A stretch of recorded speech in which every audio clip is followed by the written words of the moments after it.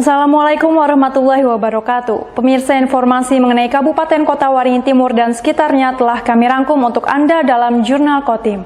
Bersama saya Fibis Rayu Anita, berikut informasi selengkapnya.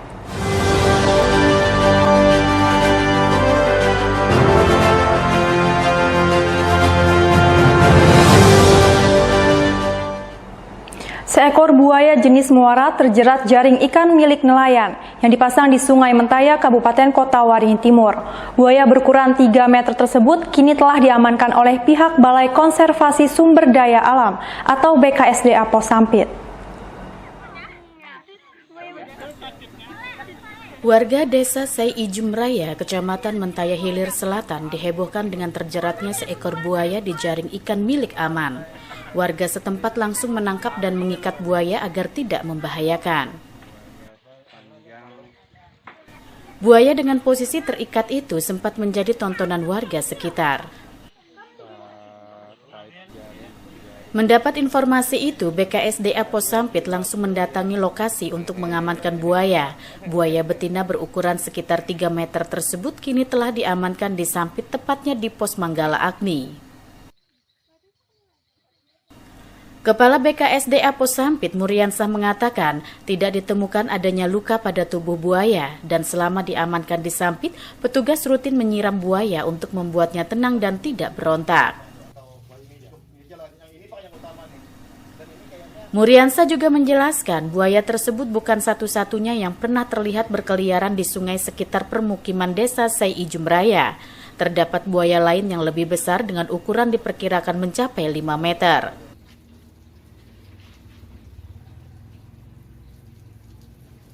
Buaya ini berjenis kelamin betina, jenis buayanya buaya muara dan panjang sekitar 3 meter. Buaya itu tanpa sengaja sangkut di jaring nelayan. Nelayan atas nama Pak Aman. Dari keterangan warga yang kami temui di lokasi dan juga staf desa, di lokasi tersebut ada beberapa buaya yang dilihat oleh warga. Ada yang lebih besar dari yang kami amankan ini, antara sekitaran 4 sampai dengan 5 meter. Di lokasi juga ternak warga, terutama itik, itu sudah banyak yang diserang buaya. Penyebab buaya mendekati areal pemukiman, yang pertama itu ada aktivitas pemeliharaan ternak di atas sungai ataupun di tepi sungai, terus adanya aktivitas pembuangan bangkai binatang ke sungai, dan yang ketiga adanya aktivitas pembuangan sampah rumah tangga ke sungai. Muriansah menghimbau agar warga tidak memelihara ternak di pinggir sungai serta membuang bangkai binatang atau sampah rumah tangga ke sungai, karena hal itu akan mengundang buaya mendekat ke permukiman. Buaya muara tersebut nantinya akan dibawa ke Seksi Konservasi Wilayah 2 BKSDA di Pangkalan Bun untuk diobservasi sebelum nantinya dilepas liarkan ke habitatnya.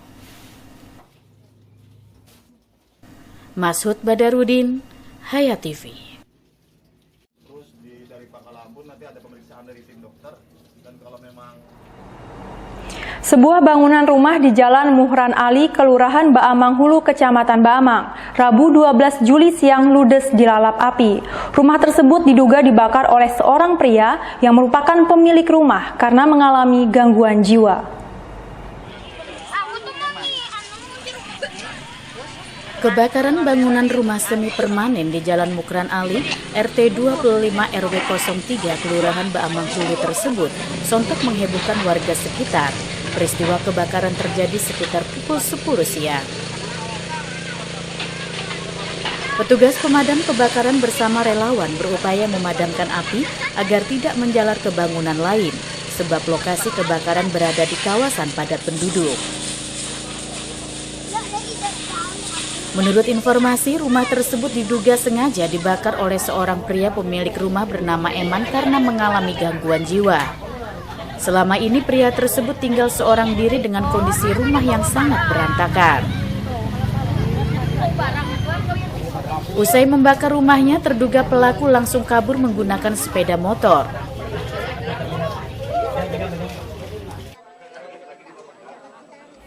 Bahwa pemilik tanah ini adalah salah satu warga Baamang Hulu Dan pengakuan warga juga, beliau ini memang pernah dulu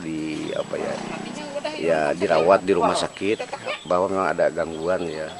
Dan pihak keluarga juga sudah merawat, dan kejadian tadi tampak spontan laporan Bu RT 25 dan laporan Pak Lurah bahwa rumah ini sudah digembok kan.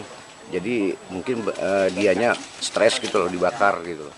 Dan alhamdulillah kejadian ini langsung diantisipasi oleh Pak Lurah, Pak RT dan warga sekitar berkat bantuan dari Pertamina juga ya. Melalui hidran, alhamdulillah kebakaran ini bisa dipadamkan secara swadaya. Berarti informasi sengaja dibakar itu memang benar? Untuk sementara seperti itulah. Ketua RT 25 Rusdiana mengatakan, Eman pernah menjalani perawatan kejiwaan di Rumah Sakit Umum Daerah Dr. Murjani Sampit. Ia juga kerap mengamuk dengan menghancurkan barang-barang yang ada di dalam rumah hingga membuat warga was-was. Warga berharap Eman dapat kembali menjalani perawatan kejiwaannya hingga sembuh. Ya gitu, apa itu namanya, broken home, pisah sama istrinya, terus dia kan orang tuanya sudah meninggal, nggak ada temannya di rumah. Memang Tinggal sendiri. Mungkin rokok dia lempar atau apa, nggak mungkin biar gitu, orang itu baik aja, asal jangan dikerasi orang tuh dirayu gitu. Kemarin yang ngamuk-ngamuk yang hancur-hancur sini dibawa kemarin ke Rumah Sakit Murjani, kantor polisi dibawa. sudah pernah ditangani Pak? Sudah, ini mau dilanjutkan lagi. Nah, Bu, kalau warga di sini merasa was-was loh? Was-was banget. Mungkin kalau harapan dari warga seperti apa, Bu?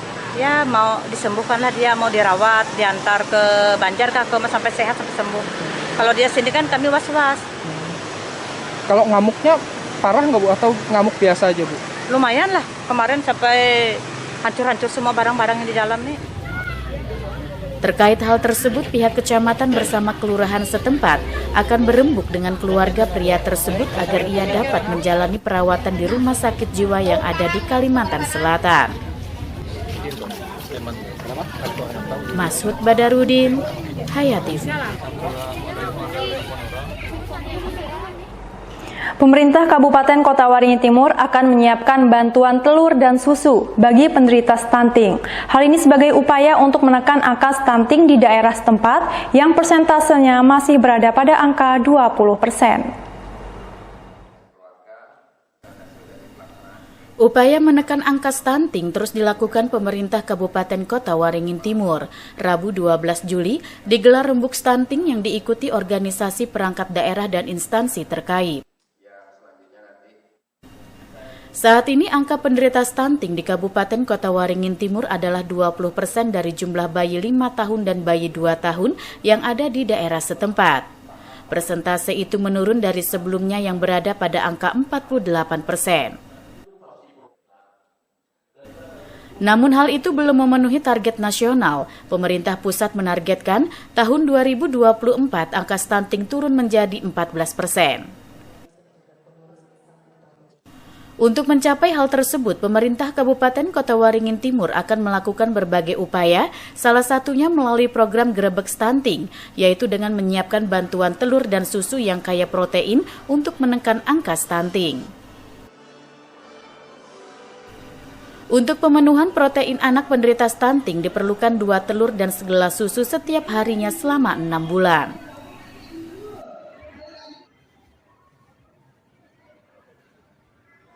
Dan kita melihat progres tadi berdasarkan laporan, alhamdulillah dari 48, sekian turun menjadi saat ini bahkan sudah pada posisi 20,7. Nah, sesuai target nasional pemerintah pusat itu tahun 2024 turun menjadi 14%. Artinya kalau kita lihat persentase itu bisa dicapai, tapi saya ingin itu bisa lebih maksimal. Makanya tadi saya ingin mengajak semua OPD, termasuk nanti kita minta keterlibatan semua perusahaan yang ada di daerah kita di Keton Timur untuk melakukan Grebek stunting itu. Grebek maksud saya kita pengadaan telur, pengadaan susu sekaligus, karena protein itu yang sangat dibutuhkan oleh anak yang pada status stunting. Kita akan ada gerakan Grebek stunting, yaitu gerakan menyelesaikan stunting, tapi itu adalah dalam rangka kita istilahnya kita berikan perlakuan ke masyarakat. Jadi di balita kita, baduda kita, jadi di bawah 2 tahun sama di bawah 5 tahun itu yang resiko stunting, kita nanti akan memberikan bantuan berupa telur dan susu. Nah, secara regulasi nasional, telur itu untuk bayi stunting itu 1 hari perlukan 2 untuk mengejar ketertinggalan stunting itu. Jadi susu dan 2 telur selama kurang lebih 6 bulan, kalau bisa full, kalau tidak berarti 1 bulan dulu kita akan berikan bantuan. Di Kabupaten Kota Waringin Timur, angka penderita stunting tertinggi tersebar di 5 kecamatan, salah satunya adalah di Kecamatan Baamang. Camat Baamang, Supiansa mengatakan bertekad untuk menurunkan angka stunting di wilayahnya. Berbagai langkah dan upaya telah disiapkan untuk mewujudkan hal tersebut. Kami dapat data dari 2 puskesmas, yaitu Baamang 1 dan Baamang 2. Yang mungkin terbanyak pada saat ini adalah Desa Tinduk, yang kedua adalah Kelurahan Bambang Tengah, dan yang ketiga adalah Kelurahan Tanah Mas. Dan kami mungkin akan melaksanakan gerakan apa sesuai perintah Pak Bupati, Bapak Haji Halikinur, SMM tadi, yang mana Rembuk Stunting beliau menyampaikan agar kita mengadakan action ya, untuk memberikan asupan gizi ya kepada target yang ada di stunting di wilayah Kecamatan Baamang. Dengan keterlibatan dan peran aktif seluruh pihak, diharapkan angka stunting di Kota Waringin Timur bisa jauh menurun, bahkan lebih rendah dari yang ditargetkan secara nasional. Masud Badarudin, Hayat TV.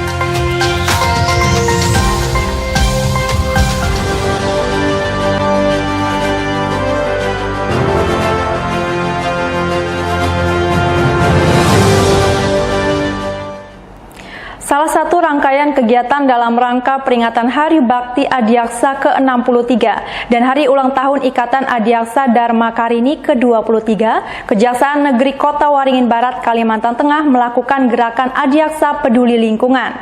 Kegiatan yang berupa penanaman bibit pohon endemik asli Kalimantan Tengah di lingkungan Taman Kota Pangkalan Bun Park.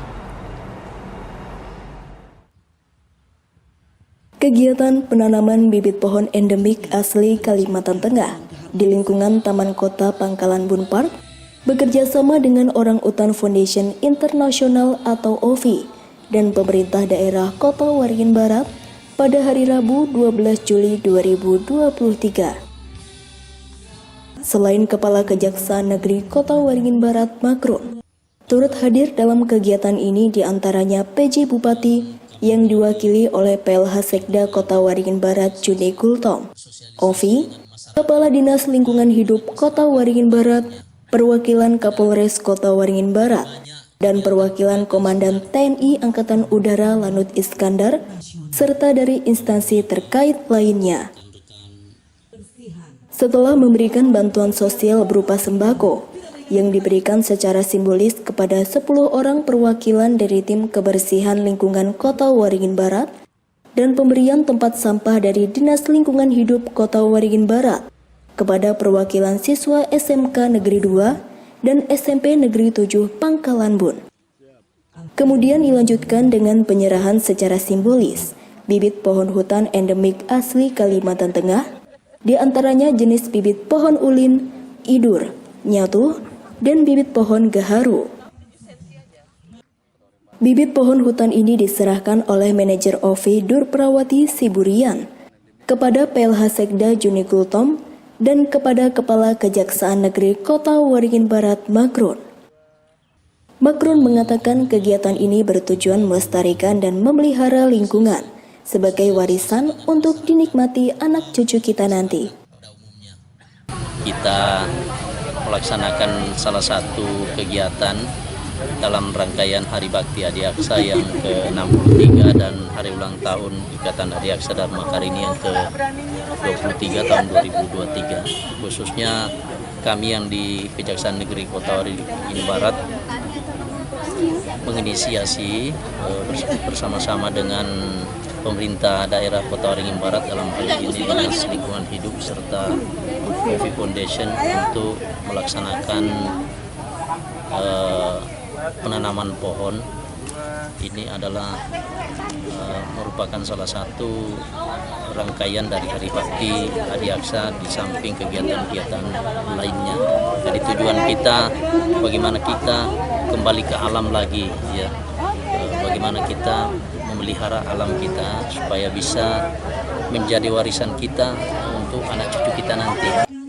Kegiatan penanaman bibit pohon hutan endemik asli Kalimantan Tengah yang pertama kali ini dalam rangka kegiatan Hari Bakti Adiaksa ke-63 dan Hari Ulang Tahun Ikatan Adiaksa Dharma Kartini ke-23 yang diprakarsai oleh Kejaksaan Negeri Kota Waringin Barat berjalan lancar dan aman. Jamri, SBTV. Pemerintah daerah Kabupaten Kota Waringin Barat melalui Dinas Penanaman Modal dan Pelayanan Terpadu Satu Pintu atau DPMPTSP Kota Waringin Barat menggelar sosialisasi implementasi pengawasan perizinan berusaha berbasis resiko tahun 2023 yang bertempat di salah satu aula Hotel Pangkalan Bun pada hari Rabu 12 Juli 2023 pagi.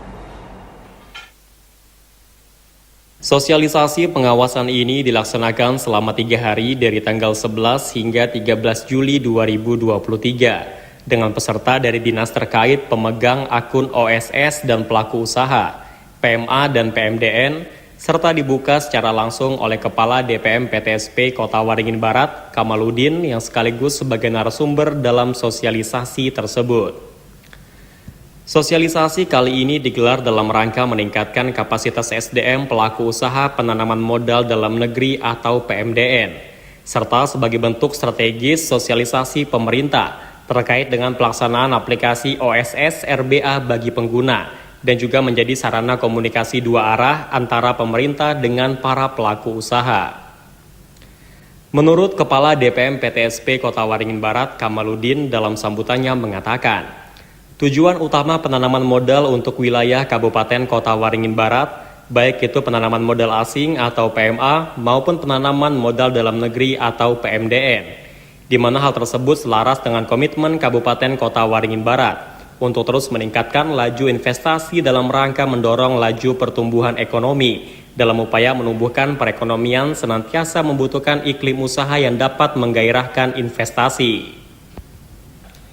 Hal tersebut juga selaras dengan arahan Presiden Republik Indonesia bahwa perizinan berusaha yang berbasis resiko akan memberikan kemudahan dan kepastian agar segera dilakukan pemangkasan perizinan berusaha, penyederhanaan prosedur perizinan dan penerapan standar usaha. Menurut pengawas penanaman modal DPM PTSP Kota Waringin Barat, Franti, mengatakan, saat ini pemerintah mempermudah penerbitan izin usaha, dan ketika sudah menerima NIB sebagai modal dasar melakukan kegiatan usaha dan setelahnya ada kewajiban untuk melaporkan. Jadi pemerintah ini sudah mempermudah dalam penerbitan izinnya, tapi jangan sampai masyarakat itu terlena dengan itu. Jadi maksudnya gini, ketika kita sudah menerima NIB sebagai modal dasar untuk melakukan kegiatan usaha, setelahnya itu ada kewajiban. Jadi rata-rata yang ada di Kota Waringin Barat, kami tidak tahu di kabupaten lain, itu setelah menerima NIB, mereka meletakkan NIB itu dan tidak pernah sama sekali komunikasi atau cari tahu terkait apa kelanjutan dari NIB ini, apakah ada kewajibannya, terkait dengan apa, gimana caranya, dengan siapa, di mana ya dia harus menanyakan hal tersebut. Jadi itu makanya kami melalui forum-forum seperti ini, melalui sosialisasi seperti ini, berharap semoga masyarakat itu lebih peduli, lebih mau komunikasi, bertanya ke DPM PTSP dalam hal ini perpanjangan tangannya Kementerian Investasi. Setelah kegiatan ini diharapkan pelaku usaha lebih peduli serta aktif berkomunikasi dengan dinas terkait. Sementara itu, menurut salah satu narasumber mengatakan tujuan kegiatan kali ini agar para pelaku usaha dapat mengetahui terkait dengan bagaimana tata cara pengawasan yang akan dilaksanakan oleh DPM PTSP Kota Waringin Barat dan juga kewajiban yang perlu dipenuhi oleh para pelaku usaha setelah terbitnya perizinan berusaha. Terkait kegiatan hari ini kan mengenai simulasi atau sosialisasi dari implementasi pengawasan perizinan berusaha berbasis resiko. Maksud dan tujuan kami adalah karena kan kami ini sebenarnya ada 3 hari untuk pelaksanaan sosialisasi ini. 1 hari yang kemarin itu bersama dengan OPD atau organisasi perangkat dinas teknis yang ada di Kabupaten Kota Waringin Barat. Itu tujuannya agar para pengawas di Kabupaten Kota Waringin Barat, khususnya dinas teknis ini, dapat mengetahui terkait sistem perizinan berusaha berbasis resiko, subsistem pengawasan. Harapan kami dapat mengimplementasikan subsistem pengawasan pada perizinan berusaha berbasis resiko, khususnya di sistem OSS RBA. Kemudian juga harapan untuk pelaku usaha agar pelaku usaha dapat terbuka terkait perizinan berusahanya ketika kami melakukan pengawasan, serta pelaku usaha juga mampu memenuhi kewajiban-kewajiban yang sudah diundangkan ketika pelaku usaha mendapatkan perizinan berusahanya. Pada kegiatan ini juga diberikan simulasi pendaftaran OSS kepada seluruh peserta sosialisasi dan tanya jawab. Tim Liputan, SBTV. Harga telur ayam di pasaran atau tingkat konsumen dalam beberapa waktu terakhir mengalami lonjakan signifikan. Menurut sejumlah peternak ayam petelur di Kota Waringin Barat, hal tersebut dipicu selain permintaan yang tinggi, juga karena harga pakan yang melambung. Dalam beberapa waktu belakangan, harga jual telur ayam lokal maupun dari luar daerah Kota Waringin Barat, Kalimantan Tengah, melambung tinggi mencapai kisaran Rp65.000 hingga Rp75.000 per rak di tingkat konsumen atau pasaran. Jika konsumen membeli 1 dus yang berisi 12 rak, kisaran harga mencapai Rp780.000 hingga Rp790.000 per dus di pasaran. Menurut salah satu peternak ayam petelur atau produsen telur ayam lokal, menyampaikan bahwa harga pakan ayam petelur terus mengalami kenaikan yang cukup signifikan. Dalam sepekan terakhir ini saja, harga pakan kembali naik sebesar Rp10.000 setiap saknya. Hal ini disampaikan oleh salah satu peternak ayam petelur yang berada di lokasi Sungai Sintuk, Desa Sungai Kapitan, Kecamatan Kumai. Kenaikan harga telur ayam di pasaran dikeluhkan oleh sebagian masyarakat Kota Waringin Barat. Namun sebaliknya, justru sebagai peternak atau produsen telur ayam lokal diuntungkan dengan adanya kenaikan harga tersebut. Sebab dengan biaya pakan yang tinggi, mereka sedikit mendapatkan keuntungan jika dibanding sebelumnya. Dalam 1 hari dirinya menghabiskan pakan 8 sak untuk 3.800 ekor ayam petelur yang dipeliharanya saat ini. Di usia panen ini memproduksi telur sebanyak 8 dus per hari. Setiap dus berisi 12 rak atau piring. Jika ditotal, memproduksi 2.880 butir telur per hari. Kisaran harga telur ayam lokal saat ini mencapai Rp710.000 hingga harga Rp720.000 per dus di tingkat peternak ayam petelur.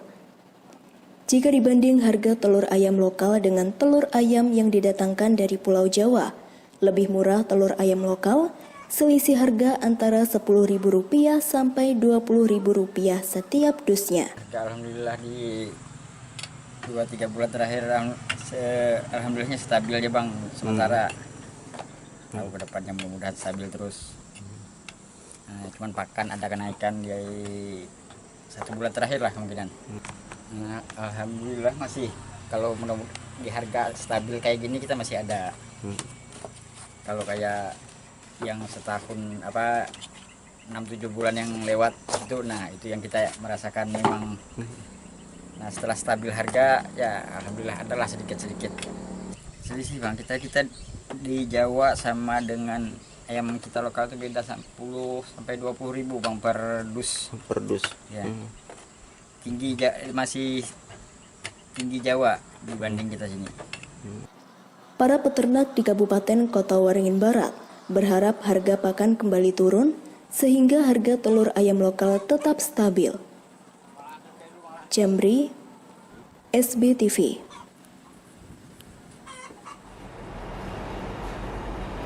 Demikian pemirsa informasi tadi sekaligus menutup jumpa kita pada kali ini. Saya Fibi Srayuwanita mewakili jajaran yang bertugas mohon undur diri dari hadapan Anda. Terima kasih dan sampai jumpa. Wassalamualaikum warahmatullahi wabarakatuh.